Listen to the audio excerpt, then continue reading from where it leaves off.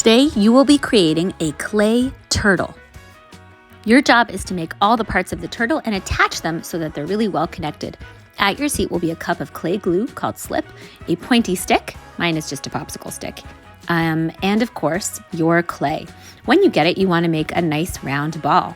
Then push it on the table so that it's like a hamburger, and then smash it up until it's about as thin as a pancake. You want it to be a little thinner than your pinky. Go on and punch it with your fist. If it's too thin, I might ask you to smush it up and try it again. Then find your round circle and use your wooden stick to trace around the edge and cut it out.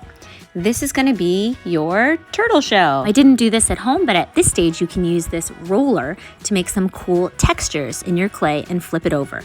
Now take all those scraps that you cut out, and those are going to be your head and your feet. Make 5 little balls and a tiny little one for a tail if you'd like a tail. You want them to be at least as big as your thumb. Now mine are all small and round because I'm making a land turtle. If you want to make a sea turtle, you can make the front 2 legs a little bit bigger, like this. Once you've rolled little balls for the head and all 4 legs, you want to attach them to your shell. But here's the deal. You can't just stick clay on top of clay. You have to do something called scratch and attach, or some art teachers call it slip and score.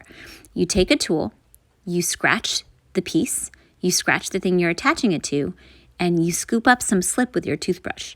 Then you want to fuse those pieces together so that they are really, really attached. So scratch the thing you're attaching, scratch the place you want it to go, scoop up some slip, and fuse them together. You can also use a clay tool to do this too. Once you've done this process for your head, your arms, and your legs, and your little tail, if you want a tail, you're going to actually flip your little turtle over, and you're going to kind of flip it on top of a rock. I got these big rocks from my garden. This is going to give the shell its shape. Then you kind of press it so that it's round and its little feet are standing on the ground. When it's dry, it'll be nice and stiff without the rock. But right now, the rock is giving it its shape. After that, all that's left is decoration.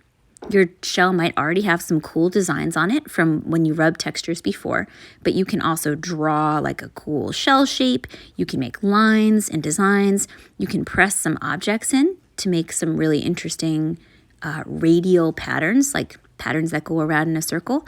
And of course, you can add a little face.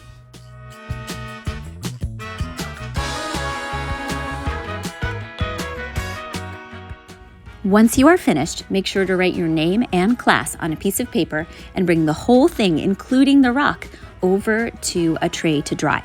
Next class, after they're fired, we'll be able to paint them.